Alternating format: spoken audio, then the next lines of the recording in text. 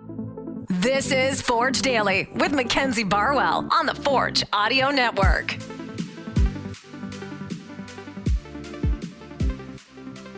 Forge fans, another episode of Forge Daily. Welcome back. Today is May 30th, 2023. We've got a game day quickly approaching. Today's episode is going to be a good one of my favorites so far. I'm joined by York United Alumni and OneSoccer analyst Jordan Wilson. He was such a delight to talk to, such a funny guy, but also so knowledgeable. So he's got some great insight on what we can expect to see from York in tomorrow's matchup. I won't spoil any of the conversation. Without further ado, let's get right into the interview. Awesome. All right, Jordan Wilson, welcome to Forge Daily. Thank you for coming on. You're the first guest on the show. How does that feel? Love it. Yeah. I love it. I think it's an honor, it's always nice to talk about the game. And I back you. I think you're going to kill it. Thank you, Jordan. I got to say, I'm a fan of yours and Andy Petrillo as well. Your podcast, One Nation. I love it. I knew I had to have you on. So thank you again for coming. Before we start, I want to get a little bit into your career as a player, just to give some context for those who don't know. So can you start by touching on your career in the CPL and who you just played for? Because I think it'll be particularly relevant in today's episode. Yeah, so I played in Denmark from 2015 to 2020 in first division over there, like second tier. For the same club, I was there for like 170 games.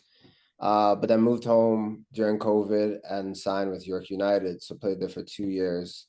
And then I'm freshly retired now and working for OneSoccer. So this Forge York United matchup is always one that I tune into. It hits home for you. Yeah, especially hard. So, all right. Well, going into tomorrow's matchup, York now third in the league. I believe they've got 3 wins and 4 losses. But can I just get your overall thoughts on the match for tomorrow? I think that York is going to come out guns blazing. 1, because that's the way they've been playing the past 2 matches. 2, because I spoke with Martin Nash and he believes that's where success lies for this team. But 3, if you ask York fans, the true diehard fans, the game that they want them to win, they don't really care about any other game. They want to beat Forge. They just want bragging rights in the GTA. And it's just something about beating the best team, obviously. So I think this match will be a lot different than the last time. I think the last time they played when Forge won, there was just low energy from York. And Forge felt comfortable. But I think York will disrupt Forge. Will I say they're going to win? I don't know. I'm not a genie, but I will say that they're going to get in their face. I don't think they're going to be tentative and sit back and give them much respect. I think they're going to go and take it to them. Well, they are also coming off their first home win against Cavalry. Do you think that plays a factor going into this match? Like, is there some momentum there? Yeah, I think outside of the home win, I think it's just the second win back to back and then the second clean sheet. I think that just shows that everyone's talked about York's weakness in the back, or the newness, the freshness, the guys that are just getting acclimated with each other. Right. And there was a back line that I was a part of the past 2 seasons where we kept York in the game a lot of the time. But I think now it's just a new team. But you could say having a game where you kept a clean sheet twice, doesn't matter if these aren't guys that play in that position often, it's working. Yeah. So they have that confidence. Yeah, and you mentioned it earlier. This is a classic rivalry, and not just because of proximity. I feel like there's something a little deeper there now. What do you think it is about this rivalry that kind of brings out the best in both sides? I mean, I think when I was playing, there were specific players like a Borges or a Becker, Pasillas. I could go down the list, but they were just guys that like you've measured maybe yourself against your whole career. Like, for example, an Ashton Morgan or Kyle Becker, for me, I always knew they were like playing at a top level. So even when I was in Denmark, you're like keeping an eye on them. So now you get a chance to be on the same pitch. It's almost like bragging rights. You want to be like, I got the better of you on the day. But then also too, when you're playing Pacific, that's all the way over on the other side of the country. It's a bit different. Playing at home, like my parents went to every Forge game when we played. Like, it's just different. It's an away match, but you still get your dogs there, your homies there. 40 minutes down the 401. Like, yeah, so I live closer to Forge than I do to York. Okay, so it's one of those things where it's like, yeah, like you want to make sure that you show up and you show out. Well, how'd you not end up here then? Come on. Ooh, that's for another day, Mac. You can't get those answers We're straight not up. there. We're not. I'll tell you as soon as we stop recording. Okay, okay. Yeah, you talked about Tristan, Kyle Becker, and those guys. If you're Forge, who are you keeping an eye out on York United? I had a look at the CPL team of the week, and York United had 3 of the 11 players, I believe, and you'll have to excuse me if I mispronounce any of these names, but it was, I'll help you if thank you, it was Clement Baya, Paris G, and Lasana Fai. yeah, you did So well. if you're perfect, if you're Forge, are those 3 guys in your list for keeping out, or am I missing a few? Who are you thinking of? I think I think Brem Samara has been playing well in the middle. I think Alou as a 10 is something to watch out for.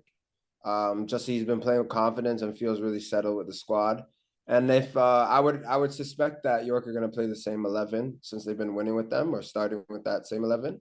And I would say Austin Ricci, I think that he brings something a bit different on the wing because he's not a typical winger. He likes to come inside. He's more of a number 9.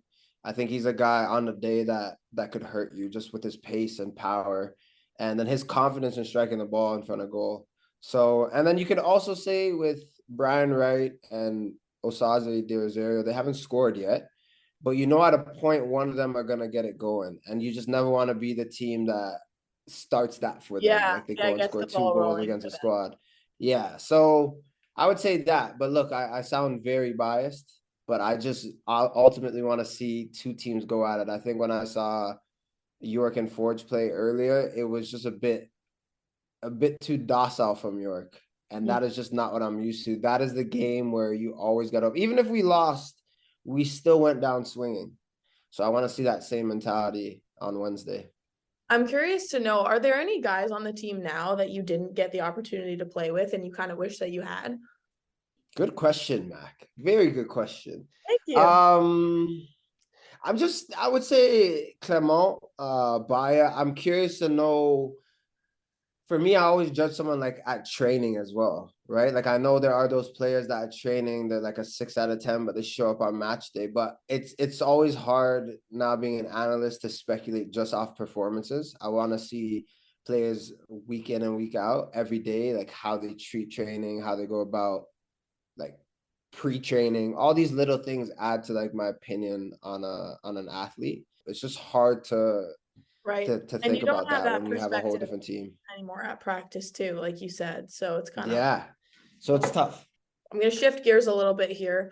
You're a big advocate for Coach Bobby Smirniotis on your podcast, okay? I know you say that you're a little biased, but maybe you're just overcompensating for the fact that you're a Forge fan undercover.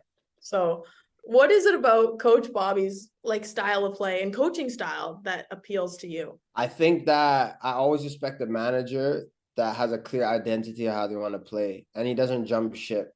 I think he's added different things. I don't think you can go around playing the same way all the time. For example, I think where Forge have added is last year I didn't see them get all 11 behind the ball the way that they do this season once they're winning.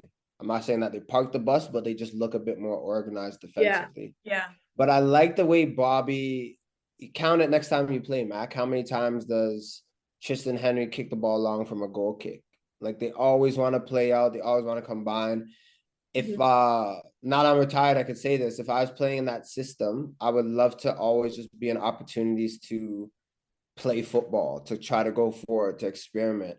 You see, he has a certain type of philosophy and he gets players to buy into that. But not only that, just players that could come and fit into that system and excel. So I think I have respect for him outside of his football knowledge and his brain, but the way that he goes about his business, the way that he has his team all rowing in the same direction, I think it's remarkable.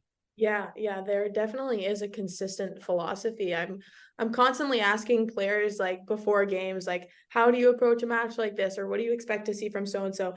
And 9.5 times out of 10, it's like we're just gonna play our football, we're gonna do everything that we always do. And Kwame Arua, an old Forge player who I think he won 2 championships with them. he would say like Bobby is a guy you could just go to about anything in soccer and he'll have an answer and response, and he'll have seminars and sessions. I just like people like that are ready and willing to talk about football and different aspects of the game, because like I'm a nerd that way. I would love to break things down. You said you didn't have any predictions, but if you could on tomorrow, like what do you have a guess? Like I'm giving you a redemption here, Jordan. Your prediction for the Canadian Championship didn't exactly land. This is I'm still sour about it as well, still, because I put all my chips, all my money, I backed it, and it just went. It was an ambitious prediction, but I supported you in that moment. I'm not gonna lie. Listening to it, I was like, I like this energy, but here we are. And honestly, people would say, "Oh, you're just saying this out of your buttocks," but I wasn't. It came from my heart, and that's why it hurt when I was watching. I was like, "Ugh." But a prediction for Wednesday, I'll say a 2-2 draw. And why I say a draw, because I feel like both of these teams might get to a point where they say, "Hey, we don't really need a win.